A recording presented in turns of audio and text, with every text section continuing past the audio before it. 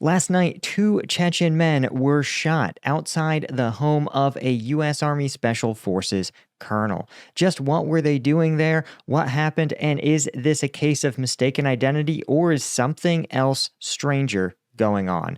I'm Paul, U.S. Army combat veteran. Let's try to see what we know about these events. Now, I want to caveat this by saying I'm not here to roll out conspiracy theories, and certainly someone who is killed is always a tragedy, but I think there's something I'm just going to show you what I found, and I'll let you make your own conclusions, right? So here's the factual story, right? Here's coming to us from Fox News, who's reporting that a mysterious shooting in North Carolina, formerly near Fort Liberty, formerly known as Fort Bragg, home of the U.S. Army Special Operations Command, is under investigation by the Army CID as well as local police. This was in Carthage, North Carolina, and the shooting occurred about 8:15 p.m.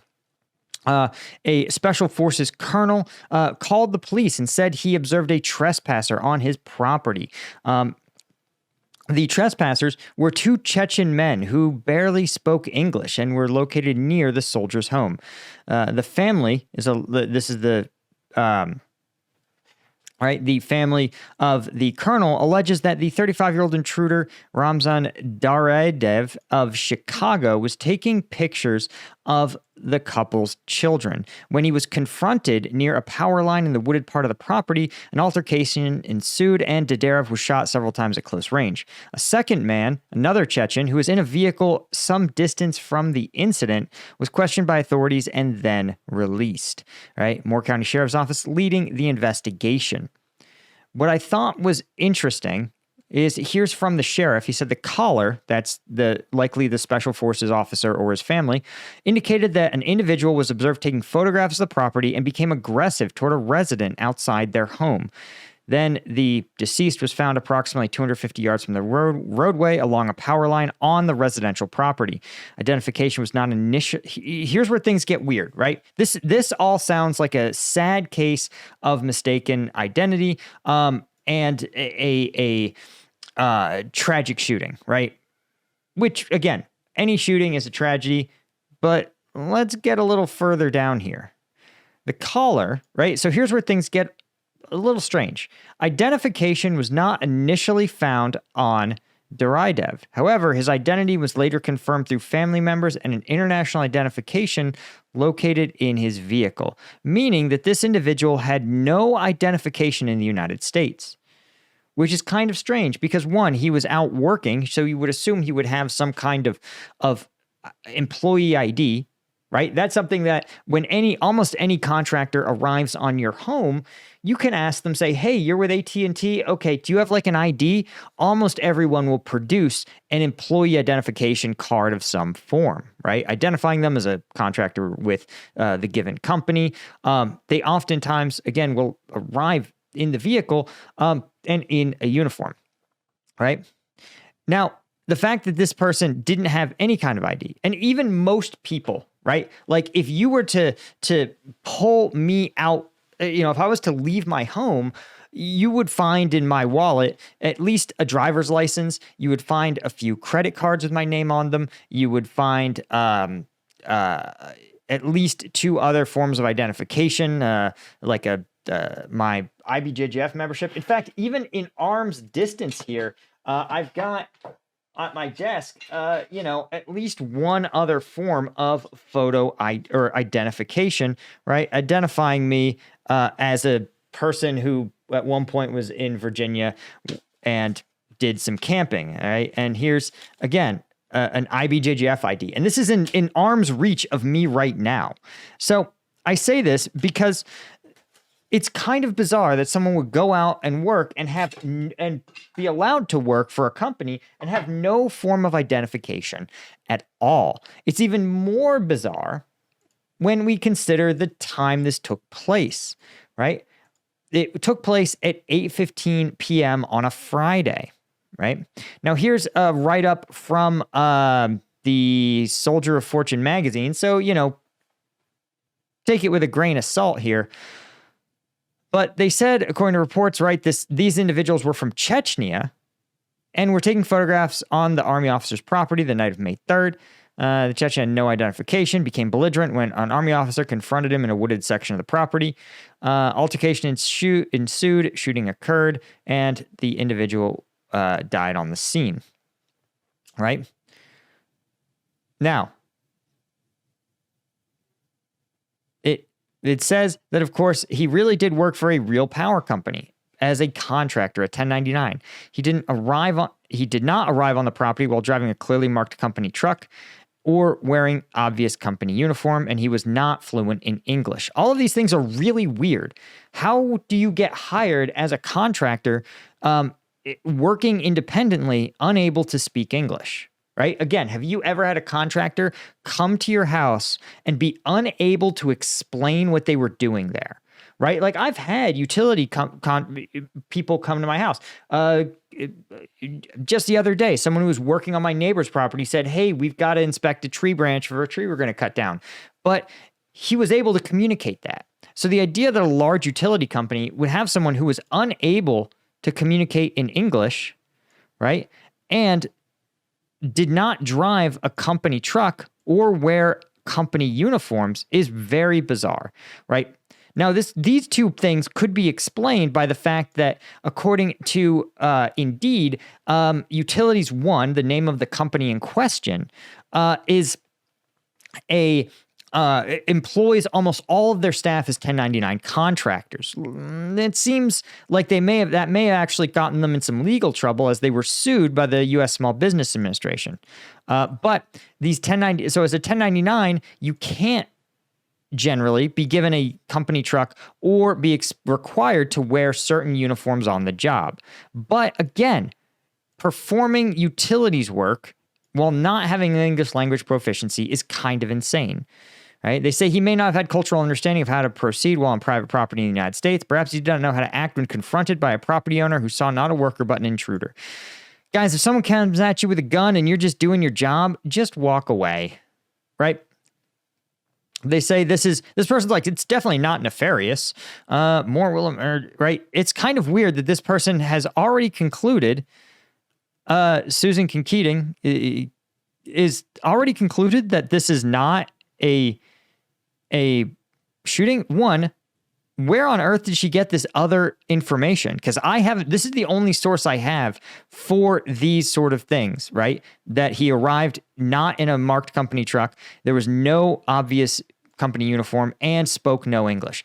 Those are details in an investigation that's only a few days old, right? Really, really strange stuff. And when you peel back the layers, things look even more bizarre. First off, let's talk about the company that he works for, Utilities One. Here's their website. And it sounds like this website appears to be a legitimate website, right? But when you go to About Us and you look at the team, you can see that there's something already kind of off-putting about this. Notice that these individuals all appear to have taken their photos in really different places. They have inconsistent camera work and different looking backgrounds. This person, their CEO, appears to have photoshopped himself, photoshopped to remove the background, right? They have an executive president, Joseph DeMellis, but a lot of them seem to be while some are American, many of them appear to be Russian. And here's an example of their biography. Listen to the way this is written. By the way, this is a vice president of fulfillment for a company that purportedly employs over 1,000 people.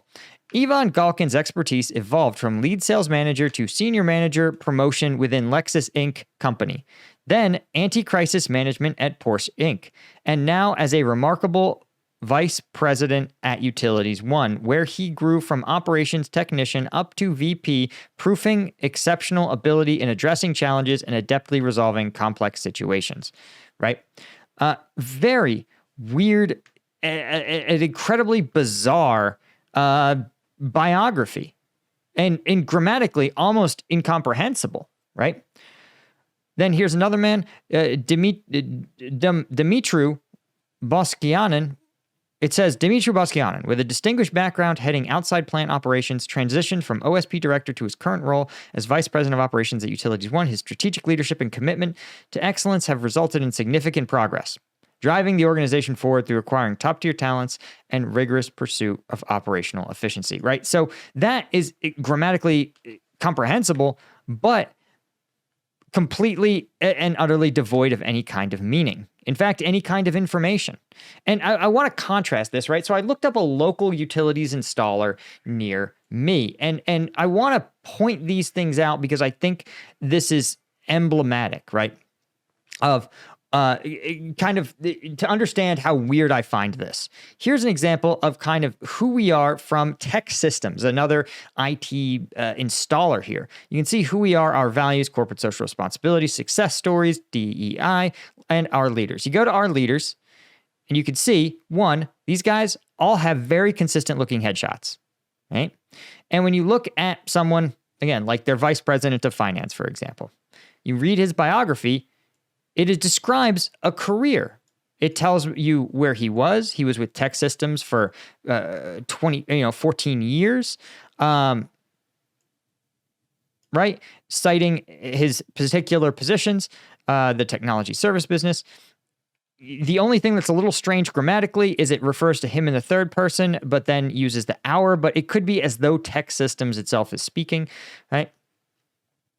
And it also acknowledges, right, stuff outside, being a father, three boys, etc. So you see how that's the difference, right, between a corporate bio and these bizarre zero information biographies. And when you look at the actual names of some of these folks here, here is someone who is their director of engineering, Oleg Bulat, who doesn't appear on here. But Oleg Bulat, right, from Moldova, also a very generic, almost incomprehensible about section. And when you look at his previous companies, he worked for Utilities One, then U.S. Software Solutions in Moldova, right? And he claimed to actually have been working. He claims Utilities One is a Moldovan company, right? He also worked as something called Orange Moldova, and for something called Mold Telecom. This is where things get really weird, okay? Is that as I did more and more research, I found that one of the companies affiliated with Utilities One is called Mold Cable, right? Which is obviously Moldovan, some sort of Moldovan cable front organization. And Mold Cable is out here, one, being sued by the U.S. Small Business Administration and by many of their contractors whom they stiff, and their insurance company who actually received a default judgment against them, which seems to have led to them folding.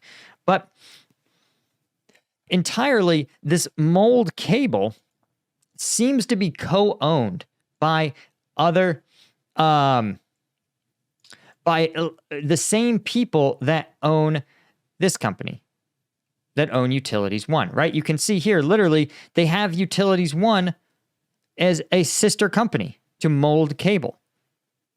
And so what is Mold Cable other than a front that appears to be running into legal problems with the U.S. Small Business Administration, getting sued by many of their contractors, being sued by their insurance company for receiving funds inappropriately. And while I can't find the actual cases, they're behind paywalls. It just all, to me, reeks of something really strange. Now, you look here and you look at Indeed and you see that a lot of people claim that working for Utilities One is a strange experience. According to this person, they took a warehouse attendant position. He said he did a Microsoft Teams interview. During the interview, they said he'd get benefits, but then after 2 weeks of being trained by someone whom he was supposed to replace, day one of the job, he describes the warehouse as an absolute mess. Person training me had no idea what was going on. They had indoor storage only, material being stored outside in the elements. Warehouse itself completely full, no room to store material inside. Person training me also left whenever they wanted for hours at a time, leaving me alone. Had no idea what to do when the person had no idea what to do when crews and trucks showed up, right? So how could you run a business by someone so clueless? And here's someone else who says awful from start to finish, 7 days a week, no benefits, no balance, very unprofessional, right? Someone else here says it's an illegal hiring practice. Everyone is a 1099 when they should be W-2, no benefits or health insurance, no workers' comp, no safety net, work at your own risk. So a weird company. And you can see they claim to operate all over the country. But again, there's some strangeness here. It says, in collaboration with Lumen Technologies, Utilities One embarked on a groundbreaking project to transfer Marco Island, Florida. But then, at the very last sentence, the project included 300 miles of fiber optic infrastructure in Washington state as a spine for the network. That doesn't make any sense. Why would you need to be laying Washington cable in Florida? These seem to just be maybe copied and pasted or something.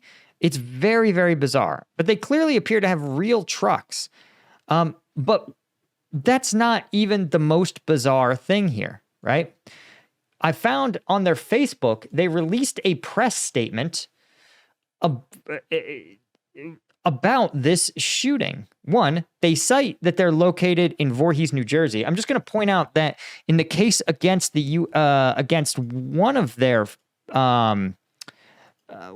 industries, I think against Sun Industries, it was dismissed because the jurisdiction, they say, oh, actually, this company's located in Illinois, which is weird. So just pointing out that, again, there's so much layers to this weirdness, right? He said, here is the press release. Again, the official press release from, according to some people, a multinational utilities company. It's with great sadness that we confirm the passing of Ramzan Dadirov, a subcontractor for Utilities One. He was performing pole surveys as part of an ongoing engineering design project for deploying fiber infrastructure in Carthage, North Carolina on May 3rd. This unfortunate event has deeply affected us all. So far, so good. Ramzan emigrated to the United States from Russia to escape the conflict between Russia and Ukraine. Weird, but okay. He sought safety and a new beginning in America away from the threats posed by war. Tragically, his life ended in this unforeseen and devastating manner. Utilities One, now, new paragraph, Utilities One provides engineering and construction services nationwide.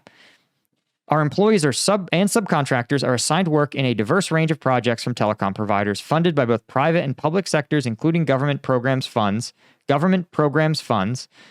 without selecting specific locations such as particular streets or zip codes. This is weirdly defensive. You already told me he was doing work laying fiber infrastructure. Why do they need to explain that no, he wasn't? Like, do you see how they're like, no, he totally wasn't observing that Special Forces colonel's house? Utilities One operates globally, employing and subcontracting individuals from diverse ethnic backgrounds.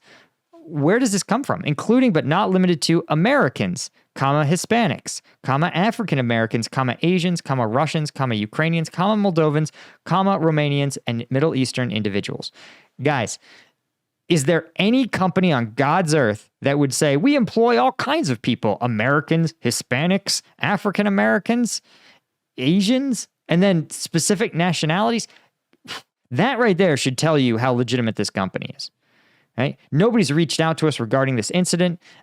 But here's the last thing, right? We will not disclose any further details publicly. We firmly believe in justice will be served through a comprehensive investigation. The individual responsible for this heinous act will be prosecuted to the fullest extent of the law. We're committed to supporting his family during this incredible, difficult time. Thoughts and prayers, Rhythm. We will provide any necessary assistance. But here's the weird part. They're like, we're not going to disclose anything as part of the investigation. And then they proceed to disclose something very strange. The photograph below is the last one taken by Ramzan Dadirov as part of his assignment prior to being shot. They dox the address. They proceed to dox the address of the person. And it's a picture of the utilities pole, which itself doesn't really tell us anything. And it contains the pole number. And this, right, that's the text subject. This is what I find kind of bizarre, is that, one, it's 8:15 p.m. on a Friday. He takes a picture of a pole and texts the numbers on the pole. And why are you doing this? But two, this doesn't prove anything. Because here's the thing to understand is that you take pictures of this poll. If you were to, let's say, as a hypothetical, let's say the conspiracy theory is true that this guy was working for a foreign intelligence agency, something that we've discussed on this channel is a actual problem in the United States, right? And in Europe. And let's say he had performed some kind of work installing a listening device, right? Let's say in the utility pole. Then it would make sense that he would confirm that the work had been completed by taking a picture of the utility pole, right? Why and in what parallel universe would you release evidence on an ongoing investigation? What lawyer would recommend that you didn't? FYI, guys, no lawyer on earth is going to let that leave, which again says there isn't really a lawyer doing any of this. So, again, the level of strangeness around this company, around these people, around all this is so weird, guys. I can't begin to tell you how weird this is. Again, I'll give you, just to give you an example. Again, normal, nothing suspicious about them utilities company, right? You Google, you copy and paste this guy's name, right? He's going to give you a whole bunch of regular things, a normal LinkedIn with a normal career history, right? And, oh, actually, this is the wrong guy. Okay. So, here we go. The correct one, right? You can see normal career history, right? Limited stuff here, but you can see how also the names here align with the names in the network. There's nothing weird about it. He has a Twitter account where he talks about how much he loves Baltimore and his kids and his sports teams, right? Things are just too weird here, right? And again, we look at Utilities 1 and we see a really different story. I tried to Google half of these guys. Most of them don't appear to exist other than on LinkedIn. But if you Google and search like this dude, Ivan Galkin, you could see that Ivan, well, he doesn't appear to exist. He's kind of a ghost. There's someone with the same name at the University of Massachusetts Lowell. Ivan, there appears to maybe be someone with a similar name who was a Russian.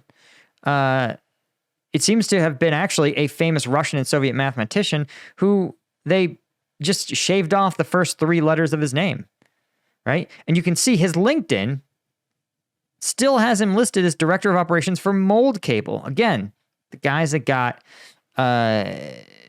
sued out of existence by their insurance company. So again, you can see that even on Instagram, it looks like maybe this is the dude, possibly, but it's just hard to know.